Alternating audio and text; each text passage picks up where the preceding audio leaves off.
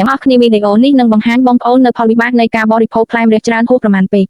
ខាងក្រោមនេះជាផលប៉ះពាល់សំខាន់របស់ផ្លែម្រះដែលអ្នកគួរដឹង 1. ធ្វើឲ្យយកធ្លាក់ចុះជាតិស្ករក្នុងឈាមខ្លាំង Hypoglycemia ដោយសារតែម្រះមានសមត្ថភាពខ្ពស់ក្នុងការបញ្ចុះជាតិស្ករសម្រាប់អ្នកដែលកំពុងប្រើប្រាស់ថ្នាំព្យាបាលជំងឺទឹកនោមផ្អែមប្រសិនបើញ៉ាំម្រះច្រើនពេកវាអាចធ្វើឲ្យយកកម្រិតជាតិស្ករក្នុងឈាមធ្លាក់ចុះទាបខ្លាំងហួសកម្រិតសុវត្ថិភាពវាអាចជាប់ណតាឡាក់ឲ្យយកមានអាការៈពឹងមុខងឹតមុខរបបមាន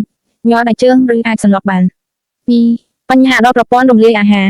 រសជាតិល្វីងខ្លាំងនិងសារធាតុមួយចំនួននៅក្នុងម្រះអាចធ្វើឲ្យយកមានការរំញោចខ្លាំងដល់ក្រពះនិងពោះវៀនការញ៉ាំច្រើនពេកអាចជាប់ណតាឡាក់ឲ្យយកឈឺពោះឬចុកពោះរាគរូសចង្អុលឬកូដ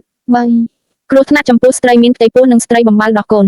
ស្ត្រីមានផ្ទៃពោះគួរជៀសវាងការញ៉ាំម្រះក្នុងបរិមាណច្រើនជាពិសេសគ្រាប់និងទឹកម្រះកិនព្រោះវាមានសារធាតុដែលអាចធ្វើឲ្យយកស្បូនកន្ត្រាក់ដែលអាចប្រឈមនឹងការរំលោភកូនឬសម្រាលកូនមុនខែ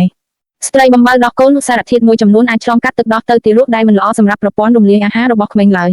4. ជាតិពុលពីគ្រាប់ម្រះជាពិសេសម្រះទុំគ្រាប់របស់ផ្លែម្រះជាពិសេសពេលវាទុំពណ៌ក្រហមមានផ្ទុកសារធាតុញ៉ាំហៅថាវីជីនដែលអាចបង្កឲ្យយកមានអាការៈពុលចំពោះមនុស្សងុយចំនួនជាពិសេសអ្នកដែលមានកង្វះអង់ស៊ីម G6PD វាអាចជាប់ណតាឡាក់ឲ្យយកមានអាការៈក្តៅខ្លួនឈឺក្បាលឈឺពោះនិងអាចឈានដល់ការបំផ្លាញគ្រាប់ឈាមក្រហមទៀតផងដូច្នេះគួរឃ្វាយកគ្រាប់ចេញឲ្យយកអស់មុននឹងចម្អិន 5. ផលប៉ះពាល់ដល់ថ្លើមករណីប្រើប្រាស់រយៈពេលយូរទោះបីជាម្រះជួយលាងជាតិពុលក្នុងថ្លើមក៏ដោយប៉ុន្តែការសិក្សាលើសត្វធាតុបានបង្ហាញថាការទទួលទានសារធាតុចាញ់ចេញពីម្រះក្នុងកម្រិតខ្ពស់និងរយៈពេលយូរហួសហេតុអាចធ្វើឲ្យយកអង់ស៊ីមថ្លើមឡើងខ្ពស់និងអាចប៉ះពាល់ដល់កោសិកាថ្លើមទៅវិញទេវិធីញ៉ាំម្រះដោយសុវត្ថិភាពកុំញ៉ាំច្រើនពេកមិនគួរញ៉ាំម្រះរាល់ថ្ងៃឬញ៉ាំក្នុងបរិមាណច្រើនពេកក្នុងមួយពេលឡើយ